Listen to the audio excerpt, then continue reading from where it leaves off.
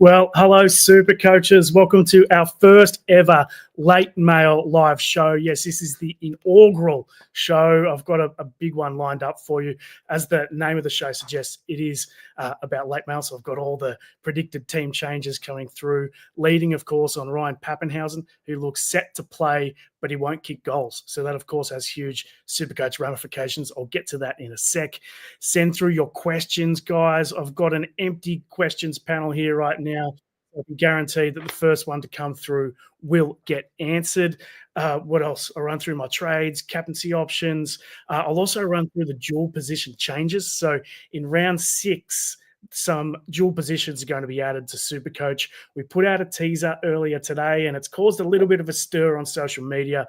I'll run through the reasoning behind some of those changes, etc. Plus, of course, as I've already said, send your questions. It is currently blank. So if you pop one in now, get typing, it will get answered. As I said, Ryan Papenhousen. Oh, wait, we've got a question here coming through from Luke saying, is Gutho a better pick over Paps? Better to fade Paps. So I'll run through what is actually going on with Papenhousen. So it looks like he will play. He does have to get through captain's run on Friday, tomorrow. But it looks like he will play. He has said, though, that he's handed the kicking duties over to Tyron Wishart. For me, that's a game breaker for SuperCoach. I don't think he's a buy anymore. I know he's got that great run coming up, but without the goal kicking, I don't think it's still a decent purchase, but it is a game changer for SuperCoach. For that reason, I'm going to go for Cameron Munster. I just want a piece of that Storm attack. So I'm going to go for Munster instead. A lot of people are switching up to Papenhousen, switching up to Gutherson. And if I just share my screen for you quickly here, this is the most popular trades of the week. Papenhousen was second in this slot here this morning, when I first looked this morning. He's now dropped to 7th on that list. Of course, you can get that list of most popular players with SuperCoach Plus. Nice little plug for that, $29.95 for the year. And Gutherson, on the other hand, has gone from about 5th on that list up to 3rd.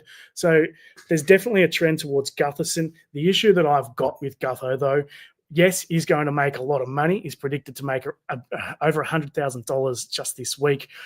But he's playing the Storm this week, so that's going to bring a pretty quick stop to his price rises. The run after the Storm is actually okay, but I'll be avoiding Gutherson and instead going with Munster.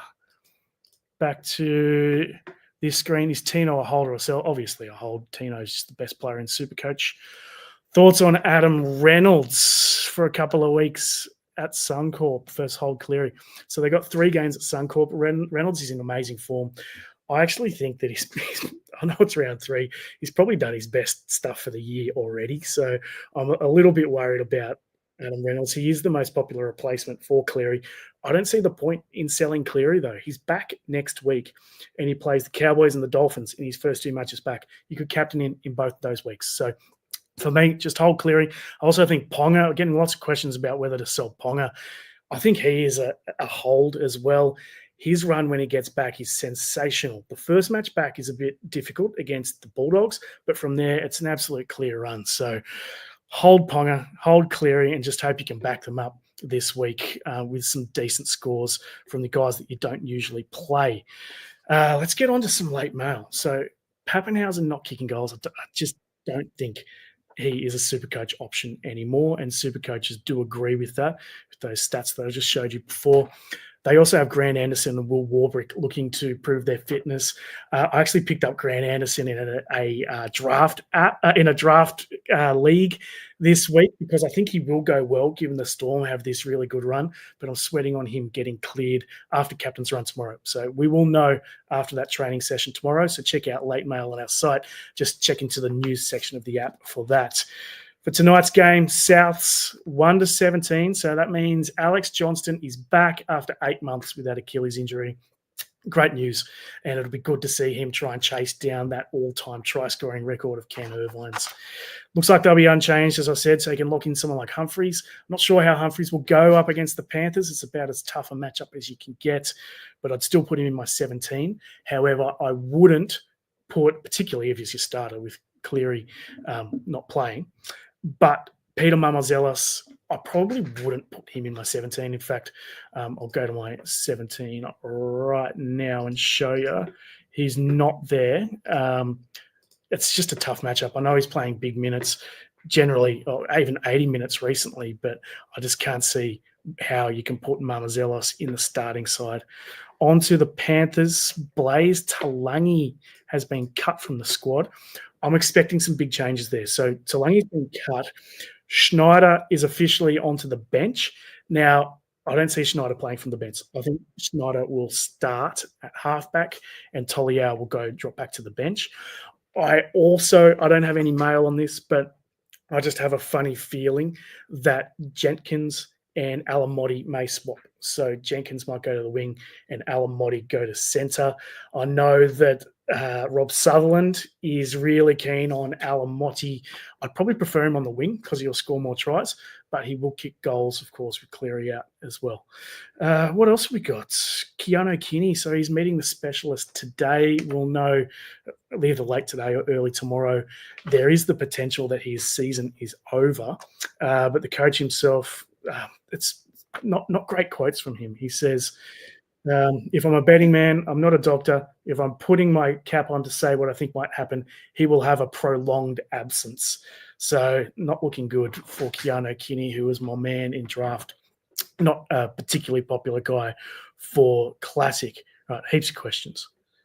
Let's see what we've got. Is Walsh to Gutho? This from Lee Clark. Walsh to Gutho, is that too sideways? Look, the thing is with Walsh, he's got that amazing run at Suncorp, 3 games against easy opposition at home, even though I don't think tonight's is actually a home game. It's against the Dolphins. But I still think Walsh, the time to sell was last week. He's already lost 70-odd K with that great run coming up. He could be, a sneaky VC or even a C this week if you're looking for a real pod option. I'd be holding. What do we got here? Fletcher Sharp to get dual 5'8" dual. So the thing with the dual position updates is that players can only have 2 positions. Fletcher Sharp already has 2 positions. There was no chat when we were doing the positions back in November, months and months ago, that he would play 5'8". He had played fullback and wing up until that point. So he scored those 2 positions and we can't change them, unfortunately. While we're on it, I may as well run through a couple of the key dual position changes for SuperCoach. The most SuperCoach relevant one is Jalen de Groot. Now, he's yet to play NRL this year, but he's coming in for Keanu Kinney, who I said looks like he's out pretty long term. The rule is that you have to play 3 games in a position to earn that position for SuperCoach. Now, given it's round 4 and we've only got 4 and 5 to go, he will only start twice at fullback. But we've decided to use a bit of common sense here and bend the rules a touch because, let's face it, the whole idea of the dual position system is to get players available in their actual position. It's just common sense to have him available. Even though he won't play those 3 games, he will, as long as he is named in that spot and Keanu Kinney stays injured, he will be dual position come round 6, and he's basically a bottom dollar. So we'll see how he goes this weekend. But there is the chance that he is the most purchased player come round 6. In fact, if I was going to predict someone to be the most purchased player in that round this far out, then Jalen de Groot is number 1 by a very long way. We've had a couple of guys locked in for position changes or additions rather. Jazz Tavanga, he's had hooker added to back row because he's played there for all 3 games and been named there again this week.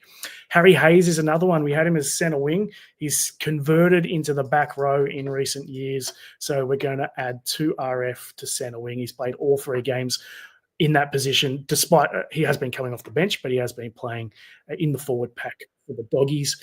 The other guy to really look out for, SuperCoach relevant, is Demetric Valmunga. Now, he's on our watch list. We're saying he's a likely to earn a front row duel. He's currently only at the back row. We just don't quite have enough data yet. He's playing mostly through the middle, but we're not quite sure if that's a lock or a prop. Dylan Walker seems to have that lock role locked in, so it probably is at prop, but we're just going to wait. We've got 2 more weeks. We're going to wait to take those 2 more weeks just to confirm whether Demetric Valamunga is playing prop or lock, or whether he switches to the edge. But at this stage, I'd say he's probably likely to earn dual position status. Let's get into a couple. Oh, the other guy who's with dual positions who's important is Satili Tupanua. Interesting with him because he was named on the edge last week with Kikau injured, but then went back to the bench and played through the middle again. So he's essentially played as a middle, sort of a prop lock potentially over the last 3 games. So again, if he keeps playing in the middle, we will add front row positioning for him. More questions. What do we got? Philip, if you sold Garrick last week, is it bad to trade him back given his coming draw? Oh, look, it would devastate me to sell him and buy him back, but a lot of people have already done it this year with Luke Metcalf. Look, I think Garrick probably is a must-have, particularly when you got Turbo in that team. What do we got?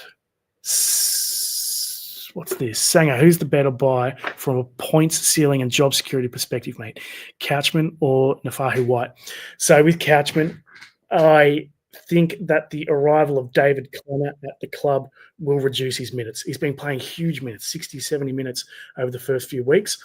I don't think that will continue. Whereas Nafahu White, even though they got Collins and someone else back, Nat Butcher's back this week, I still think White will churn out some pretty solid stats. So I'd be leaning to Nafahu White for that one.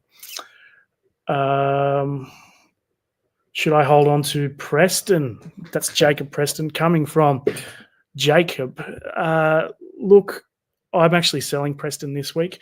I thought, given that he averaged 67 minutes last year, I thought he'd bump that up to 80 this year and increase. He has bumped that up to 80, but he hasn't increased his output at all. So he'll be going for me this week. And he got some really good replacements. I'm going Matty Nicholson, but also Tino Fa'asuamaleaui is a must-have if you don't own him. VC on Haas or Reynolds from BA. Look, for me, Haas is the most popular VC. I don't like putting the VC on forwards. I think it's boring. I know Haas is in a completely different realm this year, but still I'd be going for the upside of Adam Reynolds. And I think that the Broncos could put on a cricket score this weekend against the Dolphins. We'll move on to some more late mail. Let's bring it up here. Run through a couple of the games. So I've done tonight's game. At the Chooks, they've got Lindsay Collins and Nat Butcher back in that side. Dolphins look like they'll be unchanged. At the Broncos, Katoni Staggs is definitely back. But the good news, and we revealed this on Tuesday, but Guillemette Shiba in the right centre has dropped down. Dean Mariner. At the Dragons, Moses Sully's in a bit of doubt with a rib injury, so they got Matt Fee and I on standby for him. And Dylan Egan, look out for him. Looks like a decent player, a great defender. Look out for him coming off the bench because he could end up being a SuperCoach cheapie. As I mentioned at the start of the show, if you missed it, Papenhousen looks like he will play. He has to get through captain's run, but he won't kick goals. That means that I have spiked my trade on him. I don't think he is a purchase going forward. The Cows, good news on Viliami Vailea in that he has been cleared of a serious eye injury. That looked pretty ugly on the weekend. So at this stage, looks like he'll play, but they've got Zach Labour as cover on the bench, and he'd be returning to the top grade after an ACL injury. So it'll be a good story there. Sharkies have got CSC for Talakai in a little bit of doubt. He's a 50-50 chance with that ankle injury. And at the Doggies, no changes. But Kikau, Burton, and Kawaz, all due back around 7. I think Kawaz be a really sneaky purchase. Hopefully he comes back, work rate's a little bit down, drops in price, and we can pick him up just before Origin, let's say around 11, around 12 at a reduced price. The big thing to look at in the later games, Tommy Turbo is going to play, but I'd still keep a real good eye on late mail for that one because who knows what can happen there. And then at the Tigers, their winger, Jarrell Skelton, has a hamstring injury. He's in a bit of doubt. So Solomona Fa'atape could come into the side. I'll share my screen quickly here. Go through some of my trades for this week. So what do we got? I'll undo the changes. And as I said, Preston is out. He's been playing good minutes, but just hasn't been getting the attack in that team. So, look, he's not going to go up or down in price, but I've gone to Matty Nicholson, who I think, I've said it on the shows this week, I think he's pretty close to a must-have. Should play big minutes. I'm expecting 80 minutes again, where he scored 49 points in base. Makes lots of tackles. The knock on him is he doesn't make runs. He only makes 6 runs per game. He doesn't take the hit-ups. He only runs lines close to the line. In the first week, that got him 2 tries and almost 3 tries. But, look, the issue is base, but I still think at the price, he should make 150K. It's not quite a must, but pretty close. This is a really obvious trade here. Dylan Lucas out for 6 weeks with a hamstring. Tino Fa'asuamaleaui comes in. Tino, a lot of people own him already, but he is a must as well. Looks like he'll play 50 to 55 minutes each week. Just in base, that means he'll score 50 to 55 points, and then you put the attack on top of that, and you're looking at a guy who should average over 60 for the year. So a keeper for the rest of the season, or at least until Origin, where, given his form, he'll almost certainly make that Queensland team. And then finally, this is I've actually switched this up. I'm not selling Sandon Smith. I'm going to sell Adam Dewey for Cameron Munster. My original trade was Kalen Ponga out to Papenhousen. But as I've said, I don't want to sell Ponga. He's got that good run coming back when he's back in the team. Plus, Adam Dewey's probably almost peaked in price, and I want to get some of that Storm attack. So Munster will come in. They're my trades for this week. We'll go back to a couple more questions. What have we got? Plastic McDonough is nicknamed Papenhousen Plastikhausen, which is fair enough. He's an extremely good chance of getting injured at any stage. What have we got from Mark? Haas, Nicholson, and Gutho from Marzu, Watson, Hetherington.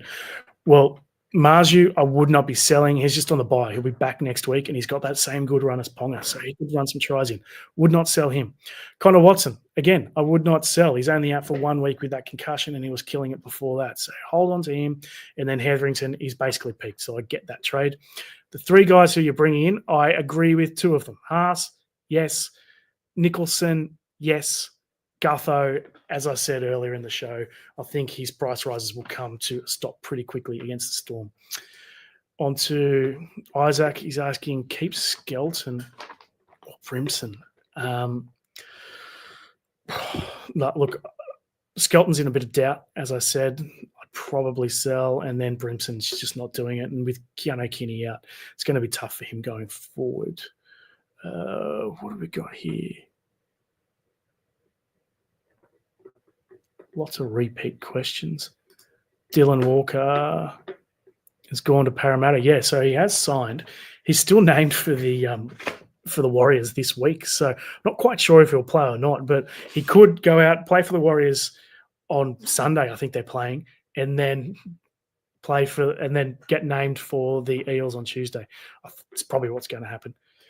Did Curran get his dual front row to RF and referee? Some great social media content over the weekend from our boys. There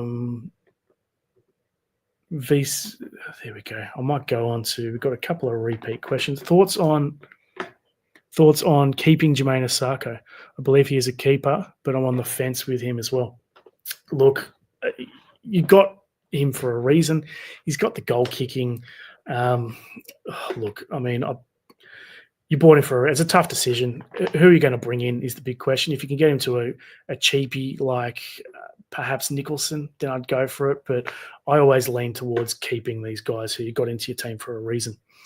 I'm going to quickly run through some stuff on SuperCoach Gold. So get out of this. Just to show some of the features of SuperCoach Gold. Of course, your trial has ran out at the end of last week. But I just want to show you some cool stuff that you can do with SuperCoach Gold. It's $29.95 for the year, or you can get the full code subscription, which includes SuperCoach Plus, for $59 for the year. So essentially $1 a week. the bias thing is going to be really useful going forward, so I can see who's playing in round 12. That's the first big Origin round. So I can see that I've got 1, 2, 3, 4 maybe. Might be playing Origin, Horsburgh. 5, 6, probably playing Origin. 7, 8, 9, 10, 11, Origin. I've probably got 11 or 12 players for that first buy, so I'll have to do some serious planning around that. We also, if you go into players, there's lots of cool stuff in here. This is where the magic is. Hit that SuperCoach Plus button. The thing that I love the most, cash cows. So you can see who's going to go up most in price. You can see there, Christian Tuipulotu has the biggest projected price change, 110K. I was chatting about Gutho before, 108. Haas, he's the second most purchased player, and he's going to go up and up and up. Matty Nicholson, cheapie of the week, so it looks like he'll get around 74K this week. So that's, and then of course you press this and you can see the guys who are going to drop in price. Dave Fifita, I actually own him. He's going to drop by 81K, but I'm going to hold. I feel like he's one of those guys who everyone will be looking to get on by about round 6, round 7 when he bottoms out in price. So I can save a trade by holding him. And of course, you only actually realize a player's loss in price if you sell them. If they stay in your team, it doesn't really matter.